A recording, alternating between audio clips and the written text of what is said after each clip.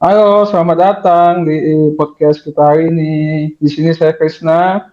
Kita akan membahas topik yaitu tentang menemukan kebinekaan dalam keberagaman bahasa. Di sini ada Kak Mona dan Kak Nisa. Boleh perkenalkan diri secara singkat? Pekerjaannya apa? Kerja di mana? Halo Krisna, perkenalkan nama saya Mona Romadona, biasa dipanggil Mona. Saya apoteker ahli pertama dari Rumah Sakit Bayung Lincir. Senang sekali bisa bergabung di podcast kali ini.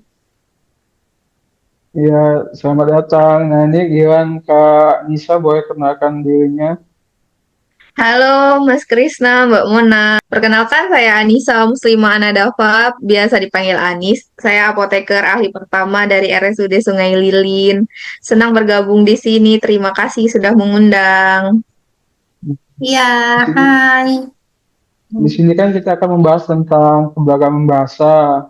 Kita semua tahu nih bahasa di Indonesia sangat banyak bahasa daerahnya. Menurut kalian keberagaman bahasanya bisa menjadi kekuatan bagaimana keberagaman bahasanya bisa menjadi kekuatan bukan justru jadi pemicu perbedaan.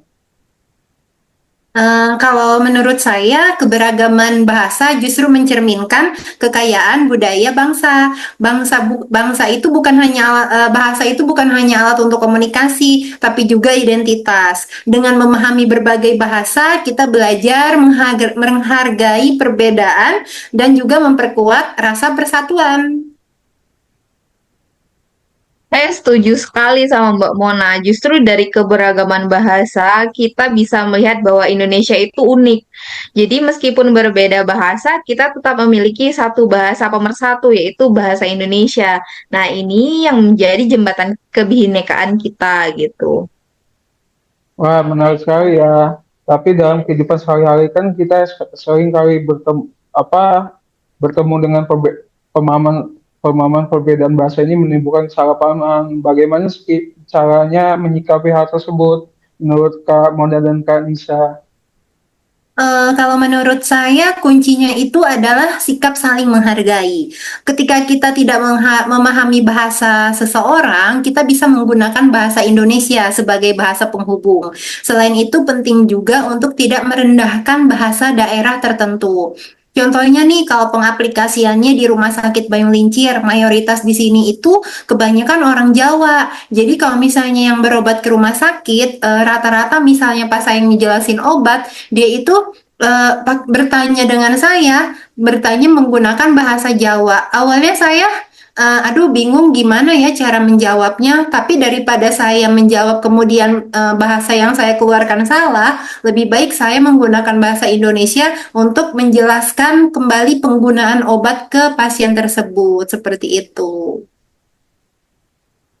Iya, betul sekali Mbak Mona. Sama di sini juga, saya juga sebagai apoteker ya di RSUD Sungai Lilin sangat sangat relate ya dengan Mbak Mona. Di sini juga banyak yang menggunakan bahasa berbagai macam bahasa daerah ya, seperti bahasa Sekayu, bahasa Jawa juga.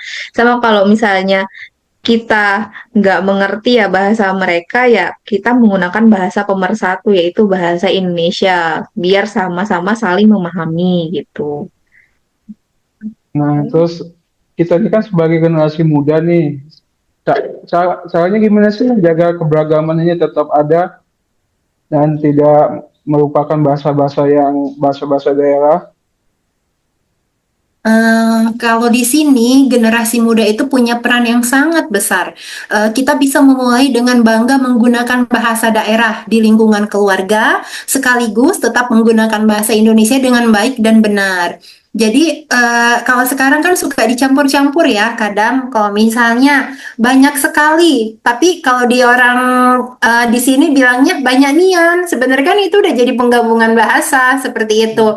Sebaiknya kalau misalnya memang berbahasa, misalnya kalau kita berbahasa lagi ngobrol sama orang tua, memang mau pakai bahasa Indonesia banyak sekali ya banyak sekali. Kalau misalnya mau pakai bahasa Palembang, banyak nian, ya banyak nian mungkin bisa untuk ke teman atau ke apa kerabat-kerabat seperti itu. Jadi kita sebaiknya jangan mencampurkan bahasa Indonesia dengan bahasa daerah biar lawan bicara kita bisa lebih memahami maksud dari pembicaraan kita seperti itu.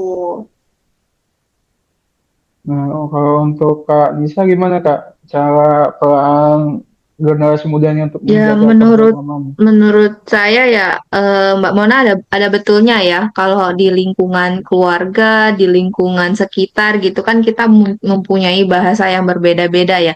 Sebenarnya nggak apa-apa kalau misalnya kita di rumah menggunakan bahasa sehari-hari pakai bahasa daerah, di lingkungan bekerja kita menggunakan bahasa Indonesia yang baik dan benar gitu. Tapi kalau misalnya di lingkungan saya sendiri ya, di rumah saya itu kadang campur gitu ya. Kalau misalnya dengan keluarga ibu itu kadang pakai bahasa bahasa sehari-harinya ya bahasa Palembang ya. Kalau di keluarga ayah itu bahasa sehari-harinya menggunakan bahasa Jawa. Nah, ini keberagaman juga ya, dan di lingkungan pekerjaan kadang menggunakan bahasa Indonesia, bahasa Palembang, dan bahkan bahasa Sekayu ya, bahasa Musi Banyuasin. Nah, gimana sih cara kita untuk menjaga keberagaman bahasa ini? Bahasa kan banyak nih tadi bahasa dari Jawa, Sumatera gitu kan, Sunda. Gimana cara kita sebagai generasi muda untuk menjaga bahasa itu agar tetap lestari gitu ya? Kita sebagai generasi muda bisa memanfaatkan yang namanya sosial media karena kan kita sebagai Gen Z ya, sosial media Instagram TikTok itu udah seperti racun ya, udah edik sekali ya, udah sangat candu. Nah, itu kita bisa memanfaatkan itu untuk melestarikan bahasa daerah kita, misalnya melalui konten-konten edukatif atau hiburan yang menggunakan bahasa-bahasa lokal gitu. Oke, nah sebelum kita selesai nih, coba saya mau minta pendapatnya tentang keberagaman bahasa ini. Menurut Kak Monda dan Kak Nisa, keberagaman bahasa itu apa sih gitu? Kalau menurut saya, keberagaman bahasa itu adalah anugerah. Dengan menghargainya, kita sebenarnya sedang menjaga persatuan bangsa.